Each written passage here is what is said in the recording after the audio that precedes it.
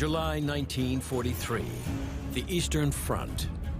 Hitler launches an unprecedented panzer blitzkrieg against Stalin's formidable Red Army. We were more and more convinced that we could do it. Two armored giants go turret to turret in the biggest tank battle in history.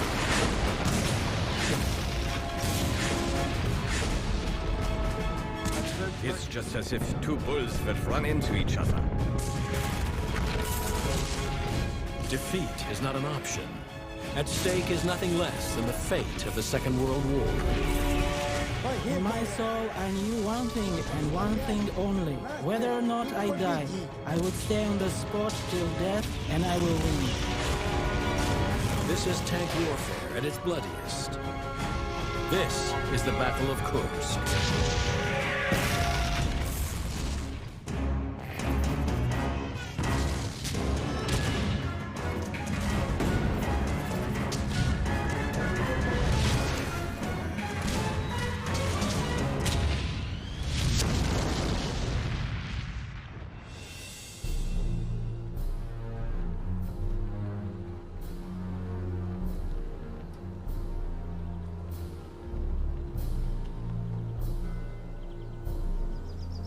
Brooding across the vast steppes of southern Russia, this bell tower stands guard over the killing fields of Prokhorovka.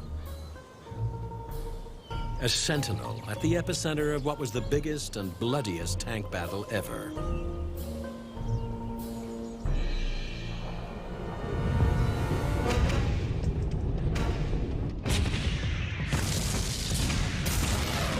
Operation Citadel. Hitler's last gamble to turn the tide of the war on the Eastern Front.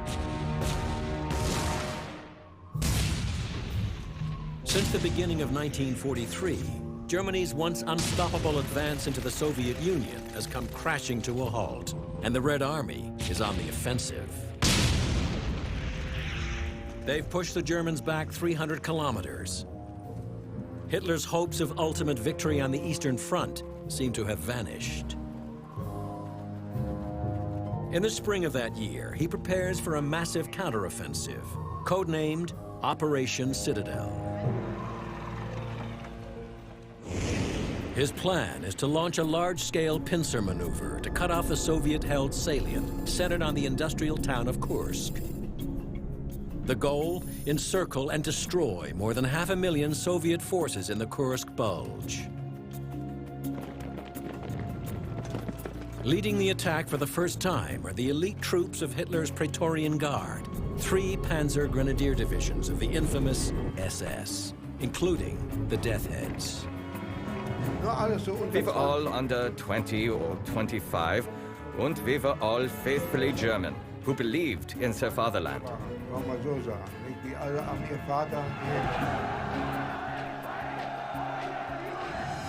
For the attack, the Germans have amassed 780,000 men, close to 10,000 guns, and 2,500 tanks.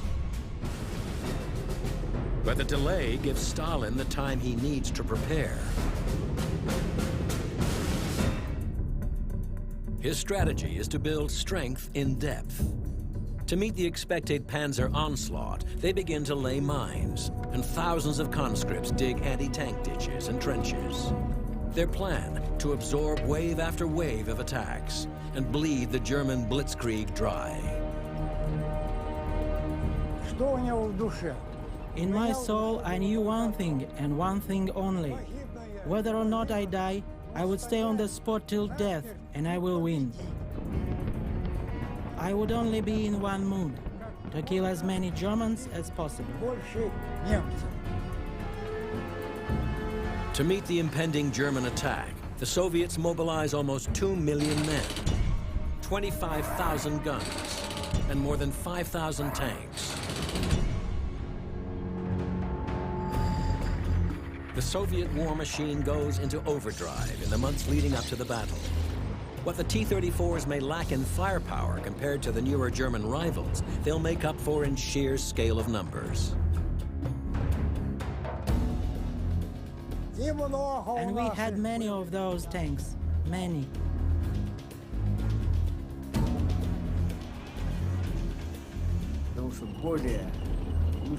I did not just like the T-34. I was in love with the T-34. Why? Because there was no tank out there that was better.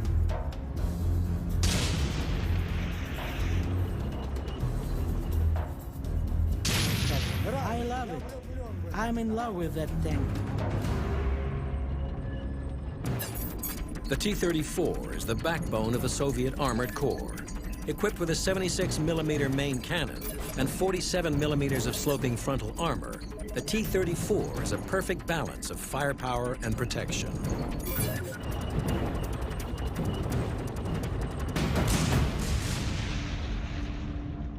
By the early summer of 1943, the Red Army has dug in thousands of tanks, and across the vast Kursk salient, they've laid more than 400,000 mines and have prepared over 4,000 kilometers of trenches. Finally, they are ready for the Germans to attack. And at midnight on July 5th, that's exactly what the Germans do.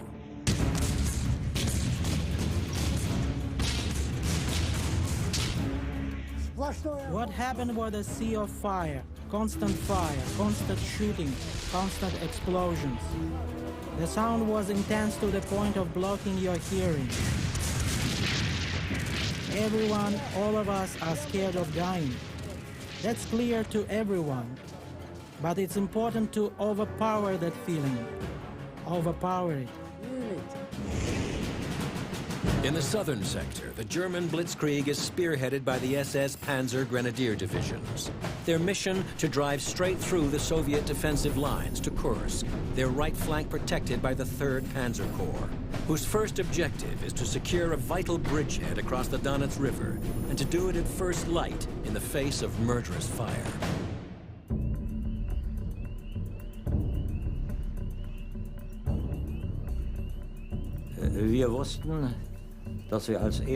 We knew that we were the first who had to cross the Donets River, a water obstruction which we knew had steep shores and was quite swampy. Steile Ufern, war etwas sumpfig.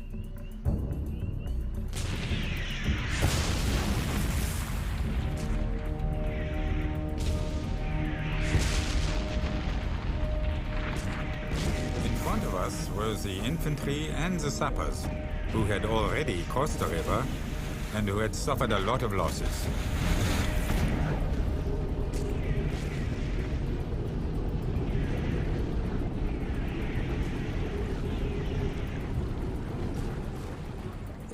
The Russians knew our intentions and had positioned their artillery, and we were met with huge artillery fire. Artilleriefeuer.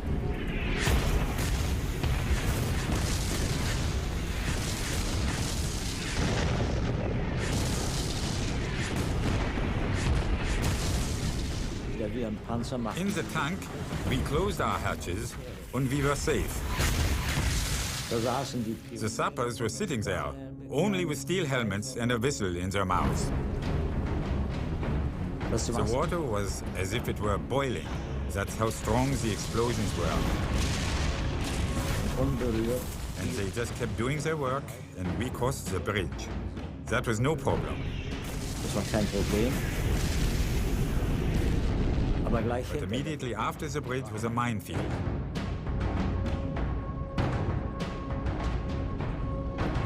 There were anti-personnel mines that couldn't harm the tanks. They simply shattered. But the infantry wasn't able to follow us anymore. Our second company was to our right side, and they drove over a field of anti-tank mines. And the tracks of all 10 or 12 Tigers got damaged, and the tanks couldn't continue.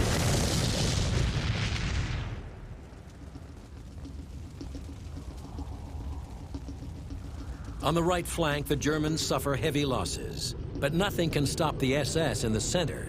They punch a hole 20 kilometers wide and 15 deep into the Soviet defensive line. When the skullheads came, they were afraid. We had good soldiers. We just had the reputation that we were just breaking through everywhere. That we were marching and attacking, regardless of the consequences.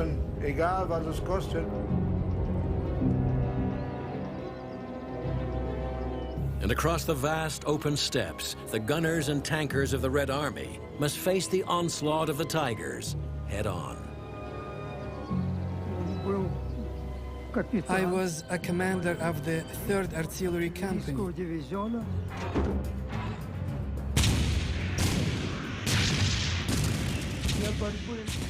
In order to battle with the tanks, we would create special anti-tank defense locations that were faced toward the danger zones.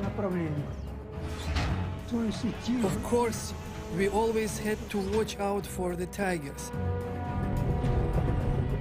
From my own observing station, we spotted a Tiger that was stationed on a high point on the field and was firing away at our tanks.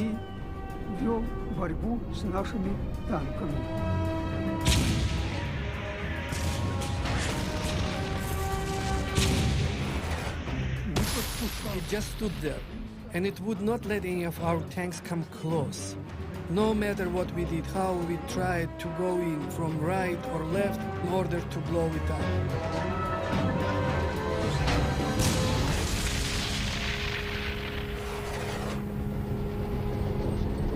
The Tiger tank is the Germans' ultimate armored weapon. Encased in over 100 millimeters of armor, it is practically impervious to frontal attack. But it is the Tiger's 88-millimeter cannon, with a range of more than 2,000 meters, that makes it the most deadly weapon on the vast and sprawling battlefields of the Russian steppes. We soldiers in the Tiger were very proud. We had the best equipment that existed. It was a good tank, and for the very first time, we were head and shoulders above the Russian tanks.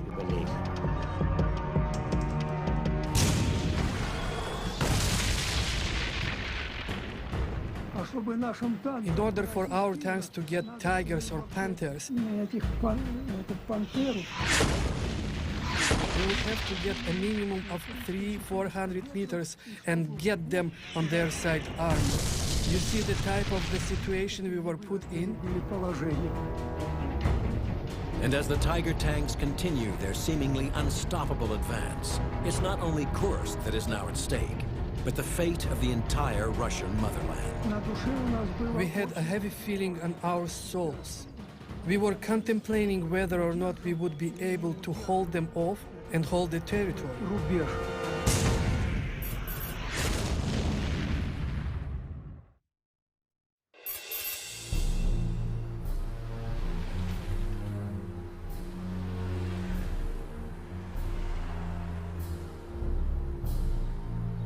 This is the modern-day city of Kursk, an unremarkable relic of the Soviet era in the middle of the vast Russian steppes.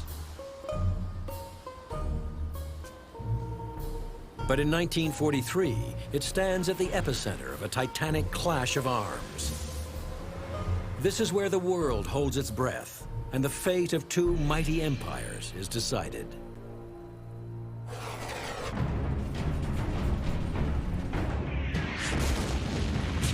July 5th, Hitler launches Operation Citadel. His elite panzer divisions slam into the Soviet defenses, and the Eastern Front is set ablaze.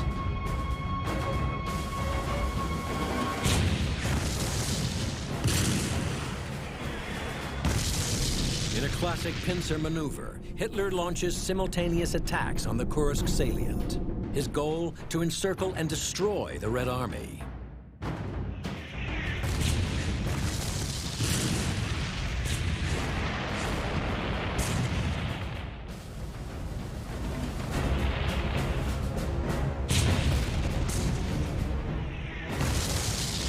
Tankers of the Red Army's T-34s are given orders to advance to meet the German onslaught and shore up a desperate rearguard defense.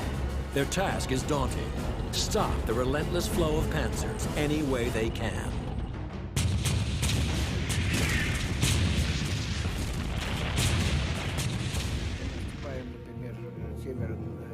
We were headed from north to south, and in the river Psel, where the small streams flow into it after it rains, and created mini valleys.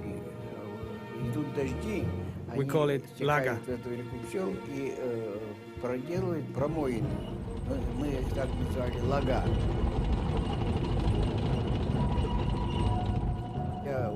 Well, my tank went into one of those mini valleys. It's like a naturally made trench.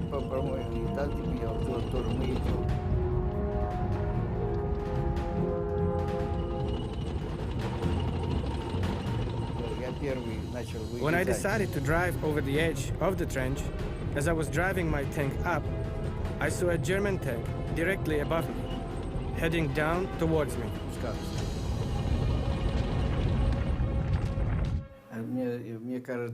I don't think I had any emotions, maybe somewhat of a fear, but I'm not sure.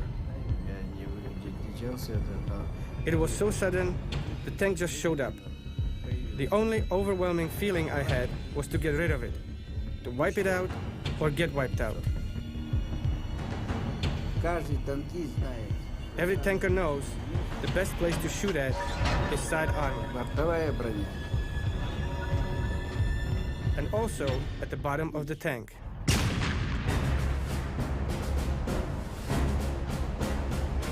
And only then, when I got him with the second shot, did the smoke start fuming out.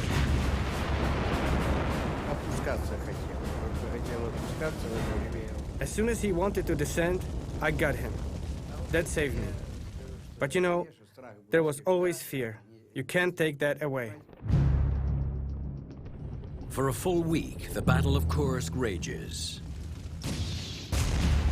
Although outgunned by the Tiger, the Soviets have a seemingly inexhaustible supply of T-34s, and Hitler's master plan is beginning to falter. The Tigers of the SS continue their dogged advance towards Kursk. And the 3rd Panzer Corps has been unable to break out of its bridgehead at the Donets River. Leaving the right flank of the SS perilously exposed. With urgent orders to advance, what they haven't been able to achieve by brute force, they now attempt by trickery. A secret midnight thrust straight through the Soviet defenses. It's the bold and daring plan of Major Franz Becker of the 6th Panzer Division. He was famous, well-known, and a valued tank commander who had a 7th sense for everything that was eventually going to happen. Becker's goal was to win over as much territory as possible to reach our target. Others said, let's wait for the daylight. But he said, this is a perfect time for us to attack. And he did it.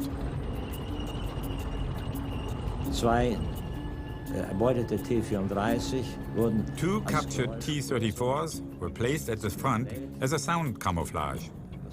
According to martial law, they had been marked with the German Balkenkreuz, but they had been covered with blankets. I had ordered radio silence and no firing. Silently, we passed the first enemy barricade, moving by the deadly anti-tank guns, which remained silent, believing us to be one of their own units. We were able to fool the Russians with the bubbling noise of the T-34s.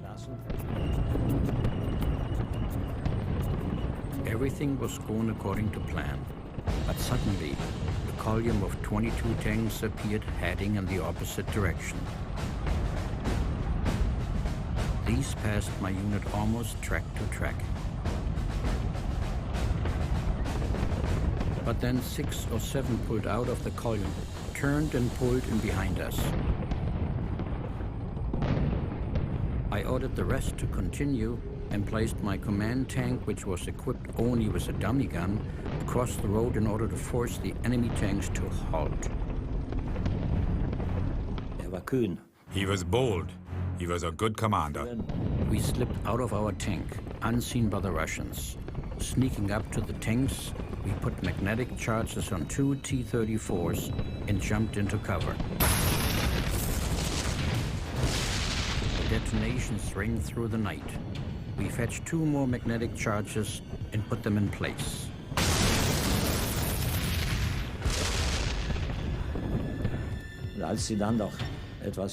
The blankets were taken away, and we started firing at them. It was a great success for us there. we brought down a lot of Russians. Der Angriff wurde dann am Tag.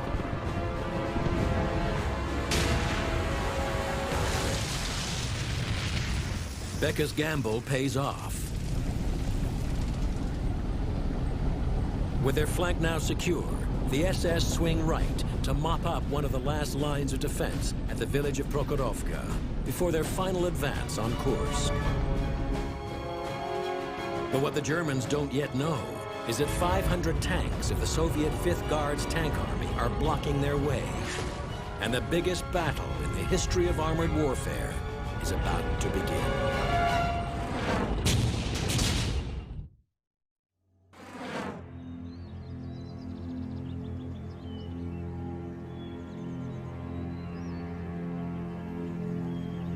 The steppes of southern Russia. Today, a gently rolling landscape of wheat and rye fields. In 1943, a battlefield, offering little cover and no place to hide for a 60-ton tank.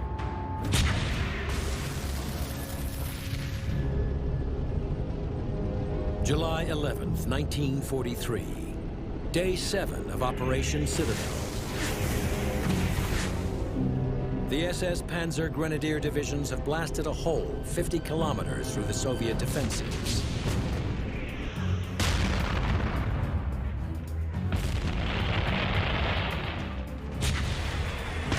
And the Battle of Kursk is about to come to a climax of unbelievable violence. The Soviet 5th Guards Tank Army has been held in reserve more than 100 kilometers behind the front lines. But fearing that all might be lost in the face of the German onslaught, they are now rushed into action to the south of Kursk and prepare to launch a massive counteroffensive on the Germans' right flank from the village of Prokhorovka. At precisely the same moment, the SS swings east, also towards Prokhorovka. Neither side is aware of what the other one is doing, and almost by accident, the stage is set for the deciding tank battle of the Eastern Front. Evening, July 11th. From his command post at Prokhorovka, Soviet Lieutenant General Rodmistrov, commander of the 5th Guards Tank Army, spies tanks in the distance. At first, he thinks they are advance units of his own Soviet T-34s. But then, he gets a surprise. He took binoculars and saw that those were German tanks. It turns out that the Germans decided to carry out their offensive through Prokhorovka. Events have outpaced the Soviet plans for a counterattack. Now they must prepare to meet the German SS head-on.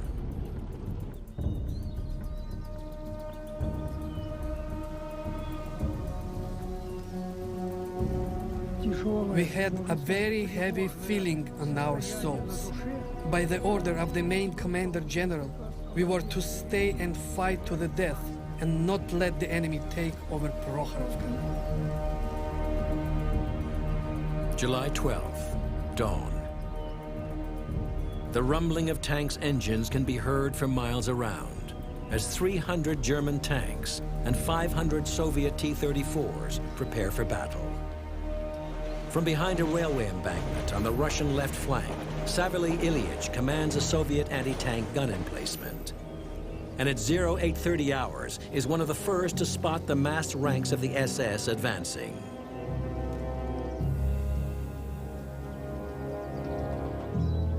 The entire field of Prokhorovka was covered with moving tanks.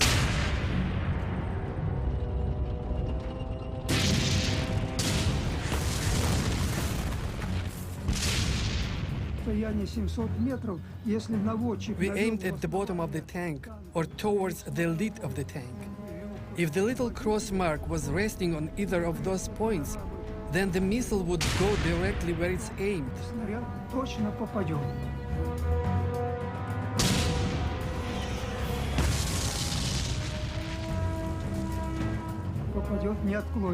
It won't sway to the right or left.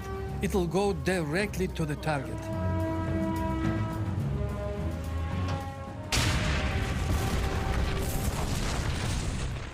The 76mm gun would have 25 shots per minute.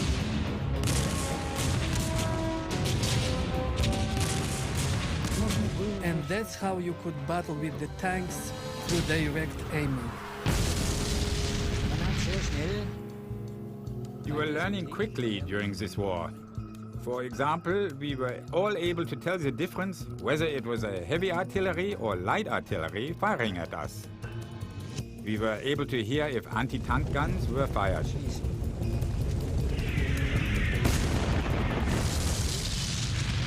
Every projectile made a different noise. It was very important to recognize what was firing and where it was coming from. Was schießt und woher es kommt.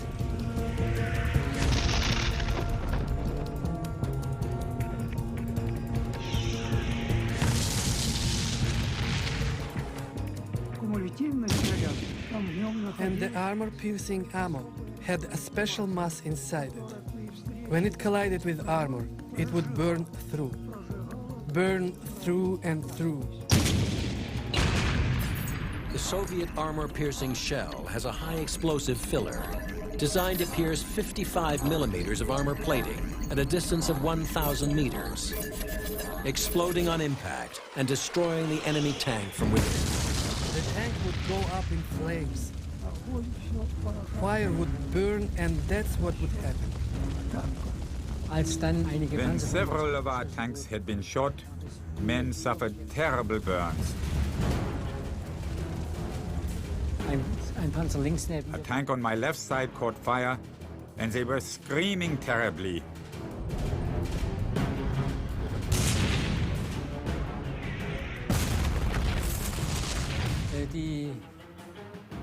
The tankers who made it out had terrible burns on the upper body down to the belt.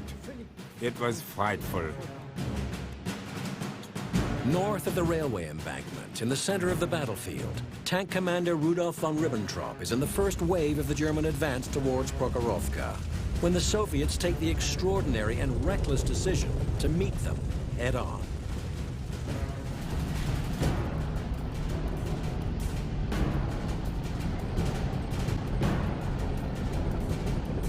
What I saw left me speechless. From beyond the shallow rise, about 150 to 200 meters in front of me, appeared tank after tank, wave after wave. There were too many to count.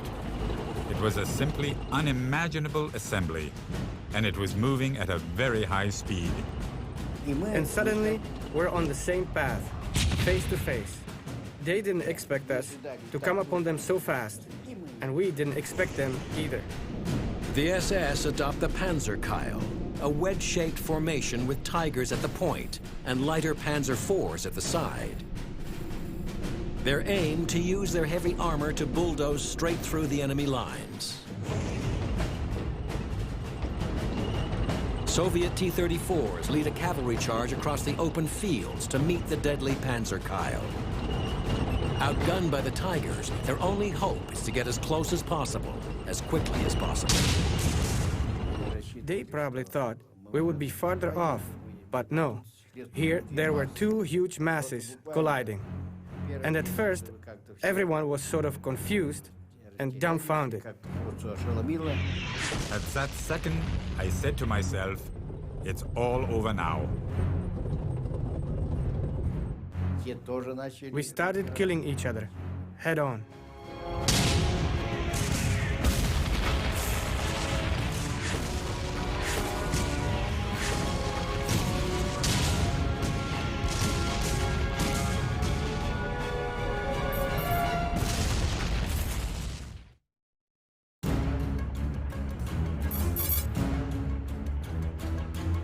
July 12, 1943. In his pursuit of victory on the Eastern Front, Hitler has gambled everything on the success of Operation Citadel. And the mettle of his feared panzer divisions is put to the test on the steppes of southern Russia.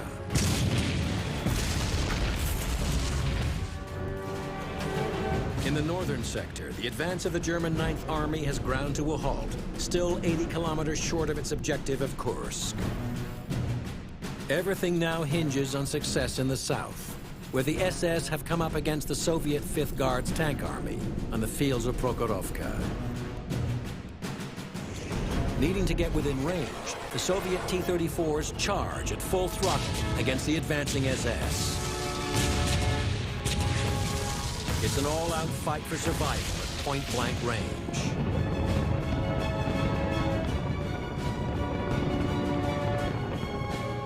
They probably thought we would be farther off, but no. Here, there were two huge masses colliding. And at first, everyone was sort of confused and dumbfounded.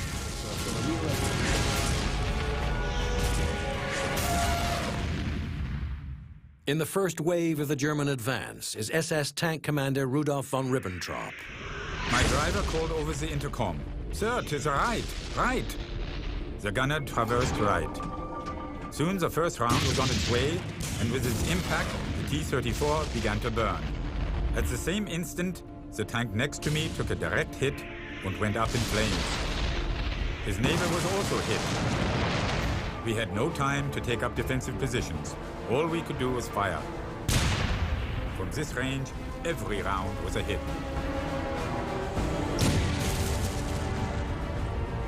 I realized there was no chance of escape. All we could do was take care of what was at hand.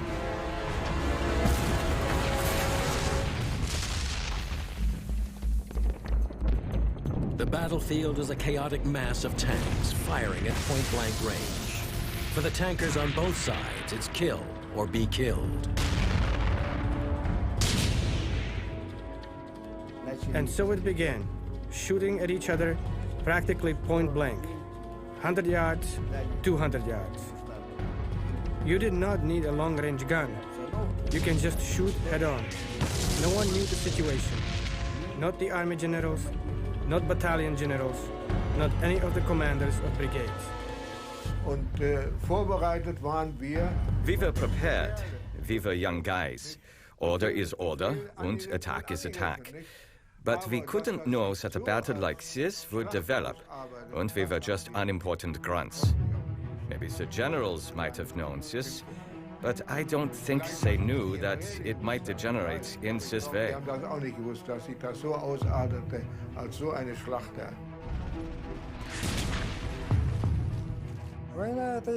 It was a test of nerves for people. That's why at that age I got my silver hair early. Became silver-headed. By midday, the entire battlefield has been set ablaze and become a hellish inferno.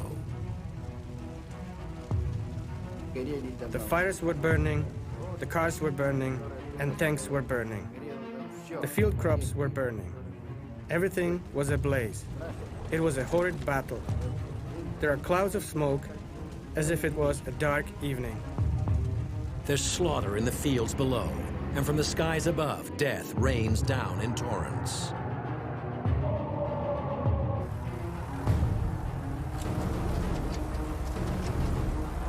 Everyone was bombing. We were bombing, Germans were bombing. The Germans, I don't think they had targets, and that's all.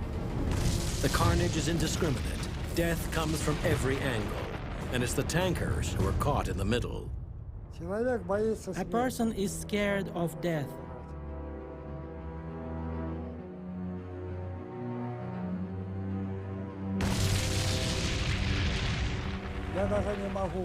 No one wants to die.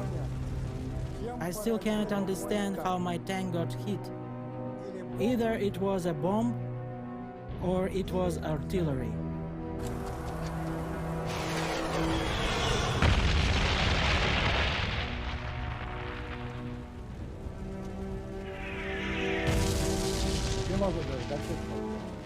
But it burned, and that's a fact. And it burned because it was totally loaded with ammunition and such. And we had extra gas. All of that burns. All of it is fire. Fire consumes everything.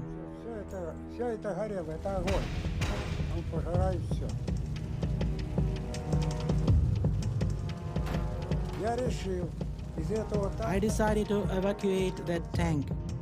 I said, "We need to evacuate, Lieutenant." The lieutenant was burning up, so he couldn't say a word.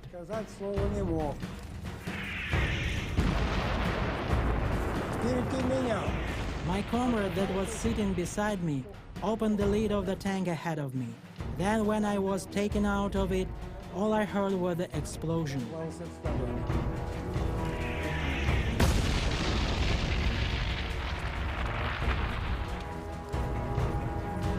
I still remember this battle. Still remember it. Only 2 members of Pavel's crew escape alive. Tank losses are reaching catastrophic proportions on both sides. But it's clear the Soviets are losing more. With defeat not an option, the Soviet T-34s attempt to block the German advance in whatever way they can, including a desperate tactic of last resort, never before witnessed in armored warfare. Some of them had probably received the order to drive onto our tanks.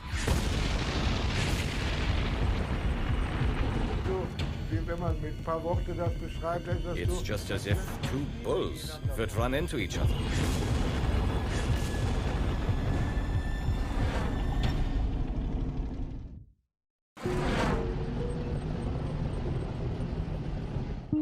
July 12, 1943. The Battle of Kursk has raged for 7 days, and Operation Citadel, Hitler's last-ditch gamble to snatch victory on the Eastern Front, is about to come to a bloody climax on the fields of Prokhorovka. 300 tanks of the SS Panzer Grenadier Divisions and 500 tanks of the Soviet Red Army clash head-to-head on a battlefield measuring just 4 kilometers by 6. It's the greatest concentration of armored firepower ever yet assembled, and a desperate fight to the death. The tankers of the elite SS have been prepared for the bloodiest of battles. But this is warfare like no one has ever seen before, and nothing could have prepared them for the kind of tank carnage now heading their way.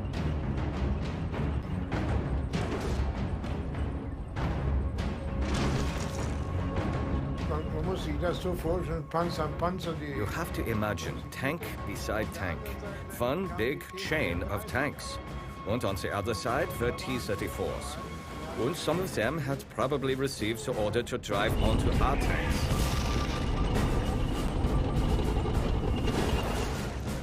Each one wants to be stronger than the other. That's exactly how it was there. It's just as if 2 bulls would run into each other. And that way our tanks were disabled. They themselves couldn't do anything anymore either, because they had disabled our tanks.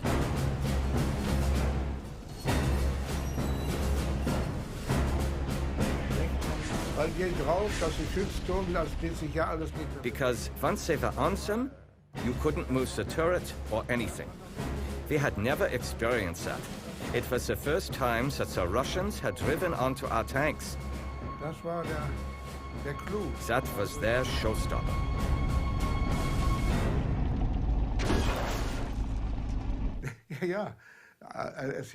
There were some crazy things, all the stuff that they thought of.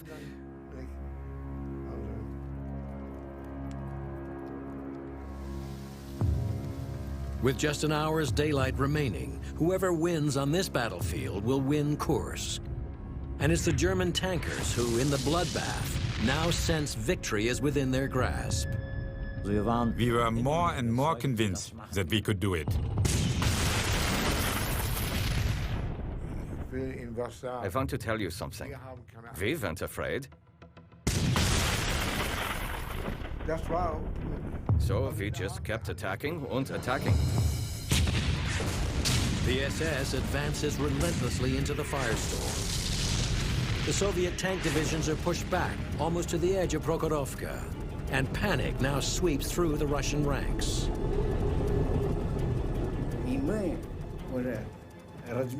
And we just said, just like that, the lines are splitting, battalions are splitting, army is backing. and we were backing up the Fifth Army. But the Red Army generals won't give up. They send wave after wave of T-34s into the fight. No matter how many T-34s the Germans destroy, more and more keep appearing to take their place.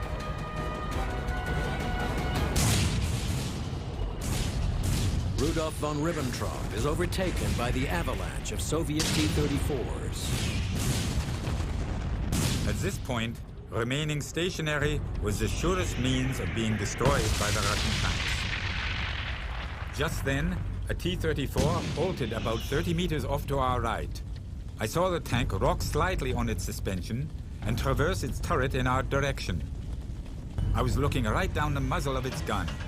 "Step on it now," I shouted into the microphone. My driver had already put it into gear. We moved past the T-34. The Russian tried to turn his turret to follow us, but was unable to do so. We halted 10 meters behind the stationary T-34 and turned. My gunner scored a direct hit on the Russian's turret. T-34 exploded, and its turret flew about 3 meters through the air, almost striking my tank's gun. While all of this was going on, other T-34s were rolling past us. At day's end, after 11 hours of butchery, neither side has gained any ground at all. The Germans and Soviets are back literally where they first started. The battlefield belongs to neither, and Prokhorovka is strewn with the burned-out corpses of their tanks. The battlefield seemed like a cemetery of armored tanks and technology. On the entire field, on the ravines, on the edges of the forest, lay hundreds of damaged German and Soviet tanks.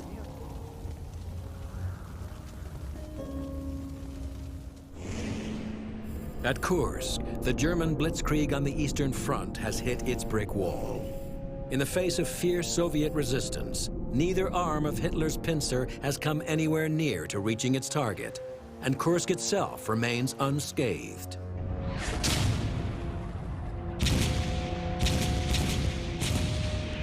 Losses on both sides are enormous. Operation Citadel has taken the lives of 80,000 men and destroyed nearly 3,000 tanks. But the Soviets have held off the Germans. For the Red Army, it will be remembered as a great victory. The day after Prokhorovka, with news of the Allied invasion of southern Italy, Hitler calls off Operation Citadel altogether to deal with a war which is now on two fronts. The battle for Kursk is over, and for the Germans it represents a massive and irreparable failure. From these fields of Prokhorovka, they begin a retreat which within 2 years will take them all the way back to Berlin. For our morale, it was really upsetting for everybody. What? We're going back? That doesn't happen to us. We didn't shout hooray anymore. In a single day on these killing fields of Prokhorovka, death harvested thousands of soldiers' lives. For many, it is a place of sacred memory, where the heroism of the Red Army's tank crews saved the Russian motherland. This was the turning point for the Red Army. I remember my friends who have passed away. I'm always remembering them. Always, always will be remembering them. My friends. May they rest in peace, as they say in heaven. Царство им, как говорится, небесное.